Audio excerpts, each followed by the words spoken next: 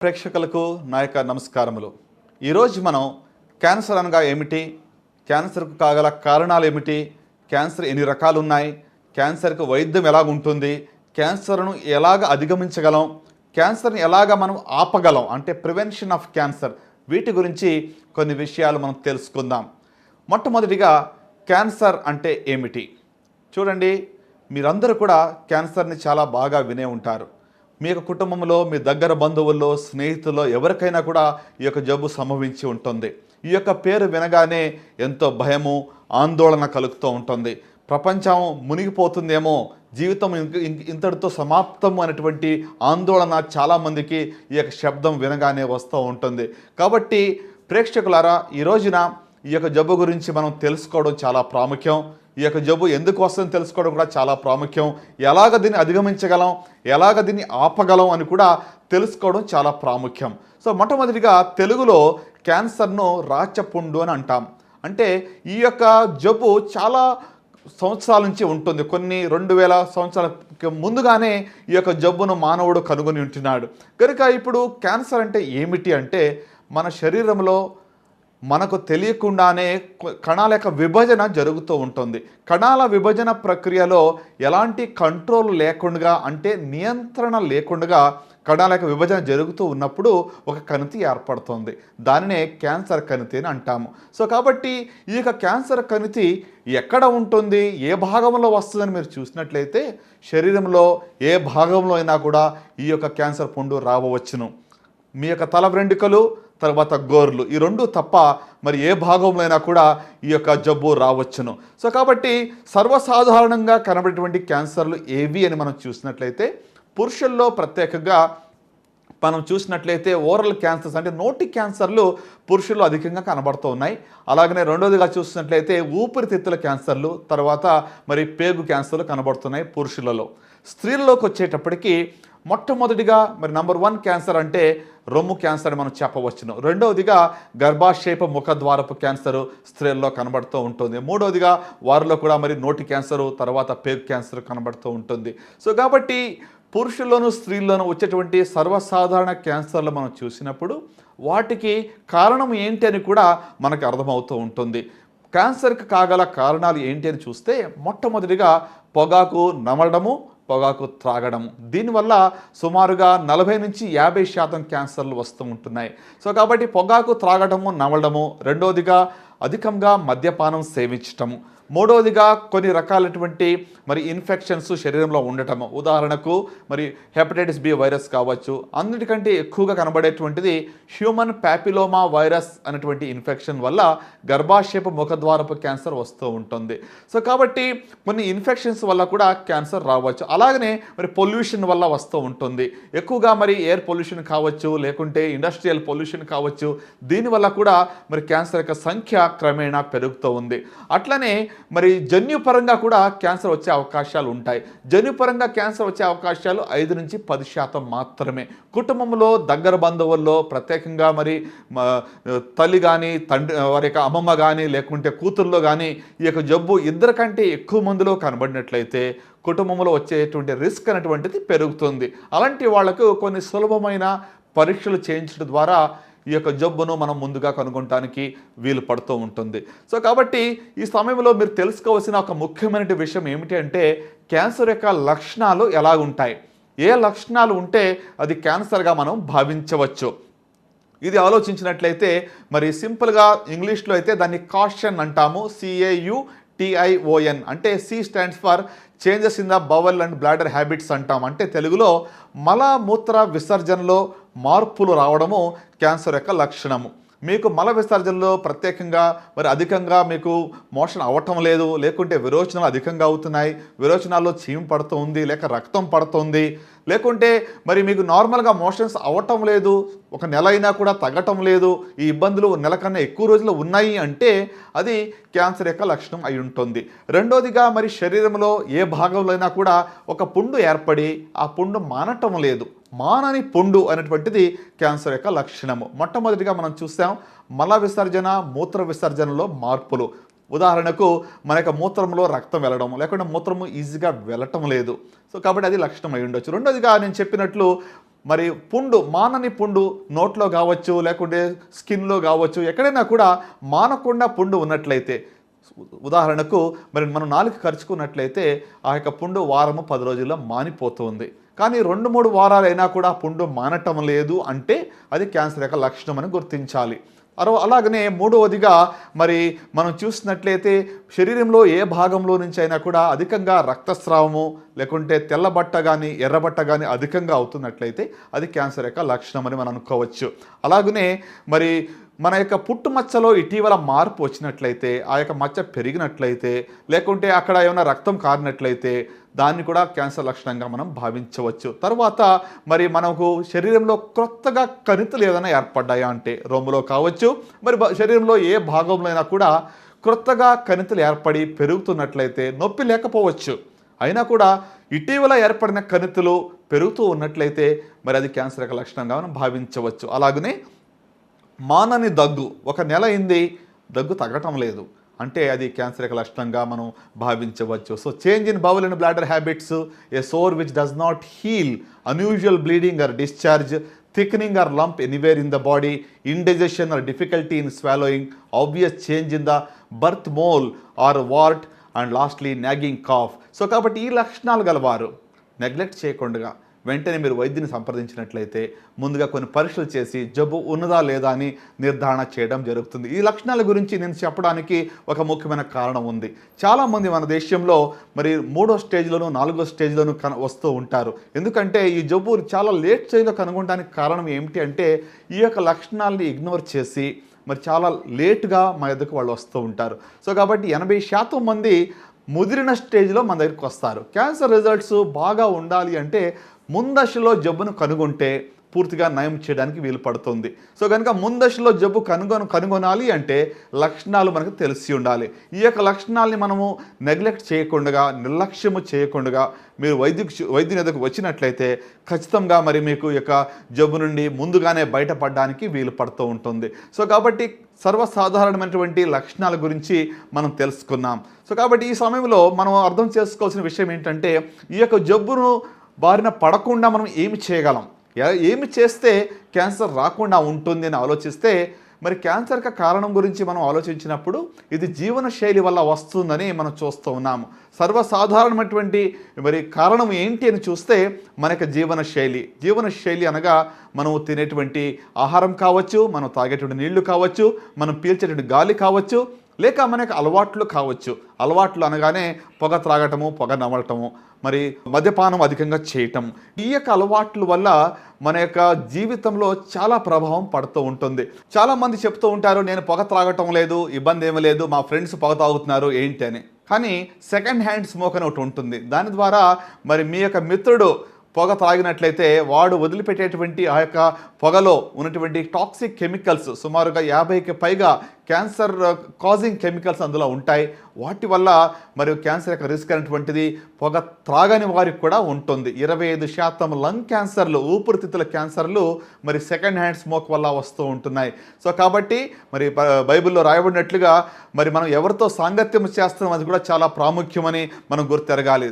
ఎందుకంటే మనము మరి పొగ త్రాగపోయినప్పుడు కూడా త్రాగే వాళ్ళ దగ్గర ఉంటే మనకు కూడా రిస్క్ ఉందని గుర్తుపెట్టుకోవాలి. అలాగనే అసలు ఈ క్యాన్సర్ జబ్బు రాకుండా మనం ఏమి చేయగలం, ఎలాంటి సూత్రాలు మనం పాటిస్తే ఈ జబ్బు రాకుండా మనం చూసుకోగలం, దీని గురించి మనం మాట్లాడుకుందాం. మొట్టమొదటిగా మరి ఒకవేళ మీరు పొగ త్రాగుతున్నట్లయితే మానేయాలని నేను మనవి చేస్తున్నాను. ఎవరైనా కూడా పొగ నవ్వులుతున్నట్లయితే పొగాకును దయచేసి మానేయండి. మొట్టమొదటి సూత్రము పొగాకు నవ్వటము, పొగాకు త్రాగటము మానేయాలి. దీనివల్ల 40-50% క్యాన్సర్లు మనం నియంత్రించవచ్చును. సో కాబట్టి మొట్టమొదటి సూత్రము పొగాకు మానేయడము. రెండవదిగా చూసినట్లయితే మరి మనం ఊబకాయం అనేటువంటి దానివల్ల క్యాన్సర్ యొక్క సంఖ్యలు పెరుగుతూ ఉన్నాయి. కాబట్టి మన యొక్క శరీరంలో నుండి బరువును బాగా కాపాడుకోవడం అనేది చాలా ప్రాముఖ్యము. అలాగనే మూడవదిగా మరి ఫిజికల్గా యాక్టివ్గా ఉంటాం. అంటే మనం ఫిట్నెస్ చాలా ప్రాముఖ్యమైనటువంటిది కనుక ఈ రోజుల్లో ఒత్తిడి ఎక్కువగా ఉంటుంది. కాబట్టి మనం క్యాన్సర్ని నియంత్రించాలి అంటే ఫిజికల్ యాక్టివిటీ అనేటువంటిది చాలా ప్రాముఖ్యము. నాలుగవదిగా మనం చూసినట్లయితే మరి అధికంగా మద్యపానం సేవించడం అనేటువంటి వల్ల కూడా క్యాన్సర్ సంఖ్య పెరుగుతుంది. కాబట్టి అది మానేయటం వల్ల చాలా చాలా మనకి లాభాలు కలుగుతూ ఉంటాయి. అలాగనే మరి ఐదవదిగా మనం చూసినట్లయితే అధికంగా మరి సన్లైట్లో ఎక్స్పోజ్ కాకుండా ఉంటాం. సుమారుగా 2 గంటల నుంచి 4 గంటల సమయంలో అల్ట్రా వైలెట్ రేస్ యొక్క రిస్క్ ఎక్కువగా ఉంటుంది. కాబట్టి ఆ సమయంలో ఎక్కువగా మరి ఎండలో ఉండకుండా ఉంటే స్కిన్ క్యాన్సర్స్ నుంచి మనం ప్రొటెక్షన్ మనకు దొరుకుతూ ఉంటుంది. అలాగనే మరి ఏడవదిగా మనం మాట్లాడాల్సి వస్తే కొన్ని స్క్రీనింగ్ టెస్ట్ అనేటువంటివి అందుబాటులో ఉన్నాయి. అలాంటివి మనం చేయించుకున్నట్లయితే జబ్బు మనలో లేకపోయినప్పుడు కూడా, ఆ లక్షణాలు మనలో లేకపోయినప్పుడు కూడా ముందుగానే ఈ యొక్క జబ్బును కనుగొనటానికి వీలు పడుతూ ఉంటుంది. సో స్క్రీనింగ్ టెస్ట్స్ అని అంటాం. కొన్ని కామన్ క్యాన్సర్స్, ప్రత్యేకంగా రొమ్ము క్యాన్సర్ కావచ్చు, సర్వైకల్ క్యాన్సర్ కావచ్చు, కొలన్ క్యాన్సర్ కావచ్చు, ప్రోస్టేట్ క్యాన్సర్ కావచ్చు, లేకుంటే ఓరల్ క్యాన్సర్ కావచ్చు, వీటికి సంబంధించి కొన్ని సులువైన ఎంతో తక్కువ ఖరీదుతో కూడిన కొన్ని పరీక్షలు మనకు అందుబాటులో ఉన్నాయి. అవి చేయించుకున్నట్టు ద్వారా ఈ యొక్క జబ్బును మనం ముందుగానే కనుగొనటానికి వీలు పడుతుంది. వాటినే స్క్రీనింగ్ టెస్ట్ ఫర్ క్యాన్సర్ అని చెప్తూ ఉంటాం. స్క్రీనింగ్ టెస్ట్ అనగా ఏమిటి, ఇవి ఎందుకు చేయాలి, దీనివల్ల ప్రయోజనం ఏమిటి అని మనం తెలుసుకుందాం. స్క్రీనింగ్ అనగానే మనకు జబ్బు శరీరంలో ఏర్పడక ముందే కొన్ని పరీక్షలు చేయించుకుంటే దాన్ని స్క్రీనింగ్ అంటాం. మనకు కొన్ని లక్షణాలు ఉన్నప్పుడు పరీక్షలు చేయించుకుంటే దాన్ని డయాగ్నోసిస్ అంటాము, లేకుంటే రోగ నిర్ధారణ అంటాం. సో కాబట్టి స్క్రీనింగ్ ఎవరు చేయించుకోవాలి, ఎలాంటి ఇబ్బందులు లేవు, అంతా బాగున్నాను నేను అనుకున్న వాళ్ళు తరచుగా వాళ్ళ యొక్క వయస్సును బట్టి కొన్ని పరీక్షలు చేయించుకోవాలి. ఇందాక మనం మాట్లాడుకున్నాం, స్త్రీల్లో ప్రత్యేకంగా రొమ్ము క్యాన్సరు, గర్భాశయపు ముఖద్వారపు క్యాన్సరు సర్వసాధారణంగా కనబడుతూ ఉంటాయి. సో కాబట్టి ఈ రెండింటికి కూడా మనకు ఒక మంచి 2 టెస్టులు అందుబాటులో ఉన్నాయి. ఉదాహరణకు రొమ్ము క్యాన్సర్కు ఎలాంటి స్క్రీన్ టెస్టులు చేయించుకోవాలి అని చూస్తే వాళ్లకు 3 రకాల స్క్రీన్ టెస్టులు అందుబాటులో ఉన్నాయి. మొట్టమొదటిగా మరి బ్రెస్ట్ సెల్ఫ్ ఎగ్జామినేషన్, అంటే రొమ్ము యొక్క స్వీయ పరీక్ష, రొమ్ము స్వపరీక్ష అనేటువంటిది నెలకు ఒక్కసారి చేసుకున్నట్లయితే రొమ్ములో ఎలాంటి మార్పులు ఉన్నా కూడా మనం దానిని చూసుకుని తెలుసుకుని వైద్యుని సంప్రదించినట్లయితే వెంటనే దాన్ని నిర్ధారణ చేయడానికి వీలు పడుతూ ఉంటుంది. సో కాబట్టి మంత్లీ వన్స్ రొమ్ము యొక్క స్వీయ పరీక్ష అనేటువంటిది చేసుకోవాలి. రెండోదిగా క్లినికల్ బ్రెస్ట్ ఎగ్జామినేషన్, అంటే రొమ్ము యొక్క పరీక్షను వైద్యుని చేత చేయించుకోవటం. మరి 21 సంవత్సరం నుంచి 40 వరకు చూసినట్లయితే 3 సంవత్సరాలకు ఒక్కసారి మీరు వైద్యుని సంప్రదించినట్లయితే వాళ్ళు ఎగ్జామిన్ చేసి ఎలాంటి గడ్డలు ఏమైనా ఉన్నాయా, ఎలాంటి మార్పులు ఉన్నాయని చూస్తారు. ఈ 2 కాకుండా చాలా ప్రాముఖ్యమైనటువంటి స్క్రీనింగ్ టెస్ట్ రొమ్ము క్యాన్సర్కు అందుబాటులో ఉంది. దాని పేరే మ్యామోగ్రఫీ అంటాం. మ్యామోగ్రఫీ అనగానే ఏమిటి అంటే ఇది రొమ్ము యొక్క ఎక్స్రే అయి ఉంటున్నది. ఈ రొమ్మును ఒక ఎక్స్రేలో తీసి రొమ్ములో మనకి తెలియకుండానే, చేతికి తగలకుండానే చిన్న కణితులు ఏమైనా ఏర్పడ్డాయా, అంటే సుమారుగా మరి ఒక 1/2 సెంటీమీటర్ కావచ్చు, 1 సెంటీమీటర్ కావచ్చు, చిన్న కణితులు మనకు తెలియకుండానే ఇక క్యాన్సర్ ప్రారంభమైనట్లయితే దానిని మనం ముందుగానే నిర్ధారణ చేయడానికి, పట్టుకోవడానికి వీలు పడుతుంది. ఇందాక మనం మాట్లాడుకున్నాం, ముందశలో క్యాన్సర్ని పట్టుకుంటే దాన్ని పూర్తిగా మనం జయించవచ్చు. కాబట్టి మనకు లక్షణాలే లేకుండా ఉన్నప్పుడు మనం పట్టుకుంటే ఇంకా ముందుగా పట్టుకున్నట్టు. కాబట్టి దాని ద్వారా మనం జబ్బుపై పూర్తిగా జయాన్ని పొందడానికి వీలు పడుతుంది. సో రొమ్ము క్యాన్సర్ గురించి 3 పరీక్షలు చెప్పాను.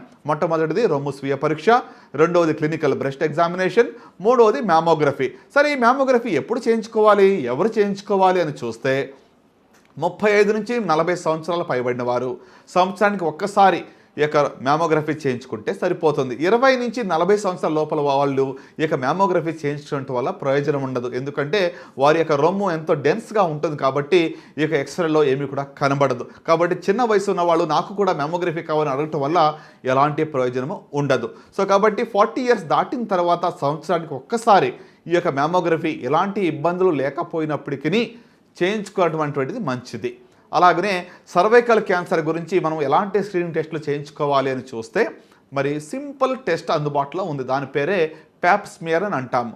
దీన్ని ఎలా చేస్తారు, ఇదేమైనా నొప్పి కలిగిస్తుందా అంటే ఏమాత్రం కూడా ఇబ్బంది కలిగించదు. ఎందుకంటే మన యొక్క మరి గర్భాశయపు ముఖద్వారం మీద ఉన్నటువంటి కొన్ని కణాలను ఒక చిన్న పెన్సిల్ ద్వారా దాన్ని తీసుకుని దానిని మైక్రోస్కోప్లో చూసి జబ్బు ఏమైనా ప్రారంభమైందా లేదా అని తెలుసుకోవడానికి వీలు పడుతుంది. మరి గర్భాశయపు ముఖద్వారపు క్యాన్సర్ను ఒక 5 సంవత్సరాలు ముందుగానే గుర్తించడానికి ఈ యొక్క టెస్ట్ మనకి అందుబాటులో ఉంది. సో కాబట్టి సర్వైకల్ క్యాన్సర్కి సంబంధించి ప్యాప్ స్మియర్ ఎవరు చేయించుకోవాలి, 21 సంవత్సరం నుంచి 40 సంవత్సరం వరకు 3 సంవత్సరాలకు ఒకసారి చేయించుకుంటే సరిపోతుంది. 40 సంవత్సరాలు పైబడిన వారు సంవత్సరానికి ఒక్కసారి చేయించుకుంటే సరిపోతుంది. గర్భసంచి తీసేసిన వారు ఈ యొక్క టెస్ట్ చేయించుకోవాల్సిన అవసరం అసలు లేదు.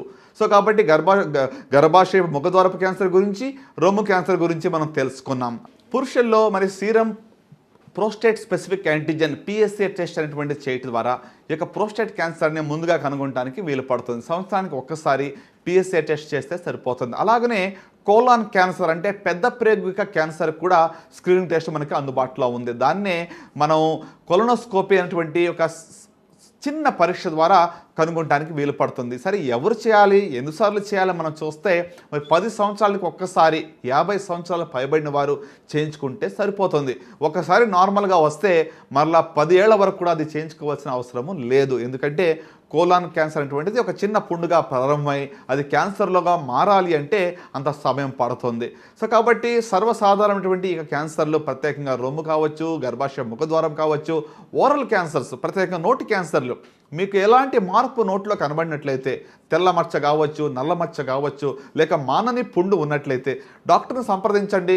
ఎలాంటి టెస్టులు లేకుండా టార్చ్ లైట్ ఎగ్జామినేషన్ చేసి దానిని ముందుగా కనుగొనడానికి జబ్బు ఉన్నదా లేదా అని తెలుసుకోవడానికి వీలు పడుతూ ఉంటుంది.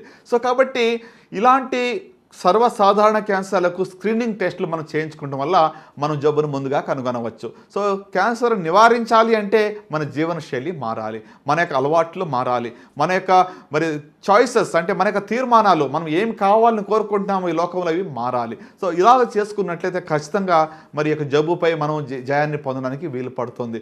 కేవలం 5 నుంచి 10% క్యాన్సర్లు మాత్రమే వంశపారంపర్యంగా వస్తాయి. సో కాబట్టి ఇంట్లో ఎవరికో వచ్చిందంటే మాకు వచ్చేస్తామని చెప్పి అందరూ భయపడవలసిన అవసరం లేదు.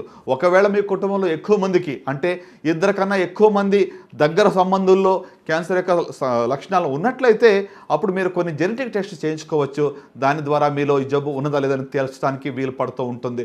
సో కాబట్టి ప్రియ శ్రోతలారా, మీ అందరికీ నేను చెప్పవలసిన విషయం ఏంటంటే క్యాన్సర్ అనగానే భయపడవలసిన అవసరం లేదు. క్యాన్సర్ని జయించడానికి తగ్గ పరికరాలు, తగ్గ మందులు అందుబాటులో ఉన్నాయి. అన్నిటికంటే ముందుగా ఈ జబ్బు రాకుండా జాగ్రత్తలు తీసుకుంటే మరి దానికన్నా గొప్ప విషయం మరొకటి లేదు. కాబట్టి మన జీవన శైలిపై మన యొక్క మనసును ఉంచుదాం.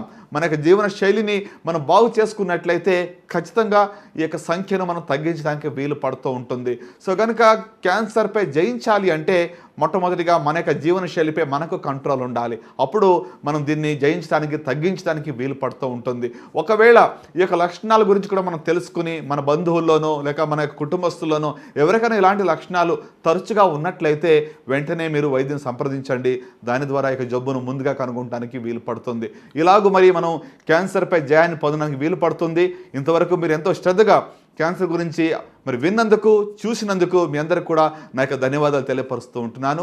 ఒక విషయం గుర్తుపెట్టుకుందాం, ఈ లోకం అనేటువంటిది మరి ఎంతో శాశ్వతం కాదని అందరికీ తెలిసిన విషయమే. మరణం అనేటువంటిది ఎవరికైనా ఎప్పుడైనా రావచ్చు. కానీ క్యాన్సర్ జబ్బు అనగానే చాలా భయము, చాలా ఆందోళన ప్రజల్లో కనబడుతూ ఉంటుంది. ఈ జబ్బుని మనం నివారించాలి, ఈ జబ్బుపై జయాన్ని పొందాలి అంటే ఖచ్చితంగా మనము కొన్ని మార్పులు, కొన్ని మరి కొంత డిసిప్లిన్ అంటే ఒక శిస్తు లేక ఒక క్రమశిక్షణ అనేటువంటిది మన జీవితంలో కనబడాలి. అప్పుడు మాత్రమే మనం జబ్బుపై విజయాన్ని పొందడానికి వీలు పడుతుంది. చిన్న ఉదాహరణ చెప్తాను.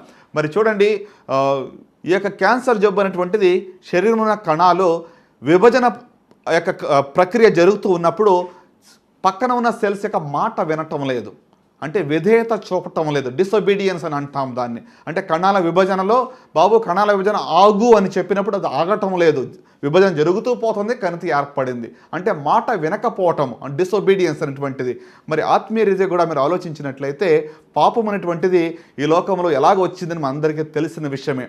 మరి ఆజ్ఞను అతిక్రమించి చెప్పిన మాటను చేయకపోవటం వల్ల ఈ యొక్క పాపం అనేటువంటిది మానవ లోకానికి వచ్చింది. అలాగనే మరి క్యాన్సర్ జబ్బు కూడా పాపం లాంటిది. ఇంకా మరి మన శరీరంలో మనకు తెలియకుండానే, మాట వినకుండానే విభజన జరిగేటువంటి ప్రక్రియను మనం చూస్తూ ఉంటున్నాం. కాబట్టి మన యొక్క జీవన శైలి చాలా ప్రాముఖ్యమని నేను చాలాసార్లు నొక్కి చెప్పి ఉంటున్నాను. కనుక మీరు మనందరం కూడా ఆలోచించవలసిన విషయం ఏమిటి అంటే ఈ యొక్క జబ్బును బారిన పడకుండా ఉండటం అనేటువంటిది ప్రాముఖ్యము. దేవుడు ఈ యొక్క శరీరాన్ని మనకి ఇచ్చాడు. ఇది ఎంతో విలువైన శరీరము. ఒక ఆయన ఈ విధంగా చెప్పాడు, మన మానవుని యొక్క శరీరం యొక్క విలువ ఎంత అంటే 420 లక్షల కోట్లు అని చెప్పాడు. చూడండి, దేవుడు తన యొక్క స్వరక్తాన్ని ఇచ్చి ఈ యొక్క శరీరాన్ని కొనుక్కున్నాడు. మరి ఆయన రక్తం యొక్క విలువ ఎంత గొప్పది! మానవాళి అంతటి కోసం ఆయన అంత గొప్ప త్యాగం చేశాడు. ఆయన ఏమంటున్నాడు? నేను మీ హృదయంలోనూ ఉంటానని చెప్తున్నాడు. దేవుడు నివసించే దేవుని యొక్క ఆలయము మన యొక్క శరీరం అయి ఉంటుండగా దీనిని జాగ్రత్తగా చూసుకోవాల్సిన బాధ్యత మనందరికి కూడా ఉంది. మన శరీరాన్ని మనం చాలా చక్కగా జాగ్రత్తగా చూసుకోవాలి. ఈ శరీరంలో ఎలాంటి జబ్బులకు తావు లేకుండా మరి మనం చూసుకోవాల్సిన బాధ్యత దేవుడు మనకి ఇచ్చి ఉంటున్నాడు. ఆయన ఆలయాన్ని చక్కపరచవలసిన అవసరం కూడా మనకు ఉన్నది. కాబట్టి మీ యొక్క దేహాన్ని మీరు మరి పరిశుభ్రంగా ఉంచుకోవడం అనేటువంటిది మరి ఆత్మీయ విషయాలకు మాత్రమే కాదు, ఫిజికల్గా కూడా మన శరీరాన్ని చక్కగా కాపాడుకోవడం చాలా ప్రాముఖ్యము. కనుకనే మరి క్యాన్సర్ కావచ్చు, డయాబెటీస్ కావచ్చు, హైపర్ టెన్షన్ కావచ్చు, మరి ఇలాంటి జీవనశైలి సంబంధ జబ్బుల నుంచి మనం దూరంగా ఉండాలి అంటే మనమే మంచి తీర్మానం తీసుకొని మంచి అలవాట్లని మనం ఫాలో చేసినట్లయితే ఖచ్చితంగా ఈ యొక్క జబ్బుల నుంచి మనం దూరంగా ఉండగలం. మన శరీరం ద్వారా కూడా మనం దేవుని మహింపరిచిన వారిగా ఉంటాం. కాబట్టి మీరు ఎంతో శ్రద్ధగా ఇంతవరకు క్యాన్సర్ అనగా ఏమిటి, క్యాన్సర్ లక్షణాల గురించి, క్యాన్సర్ యొక్క ట్రీట్మెంట్ గురించి, క్యాన్సర్ యొక్క నివారణ గురించి ఎంతో చక్కగా ఆలకించి మీరు వీక్షించినందుకు మీ అందరికి కూడా నా యొక్క హృదయపూర్వక ధన్యవాదములు. Thank you so much.